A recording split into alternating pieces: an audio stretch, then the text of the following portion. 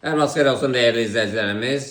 Oktyabrın 21-idir və biz yenidən qızıla baxırıq. Qızılda yeni bir rekord səviyyəyə dünən qalxdı. Təbii ki, bu 4381. Biz hazırda Signal kanalında Magic Signal kanalında take profit təyin eləmişdik. Baxın az qalıb, yəni take profit artıq tamamlanır.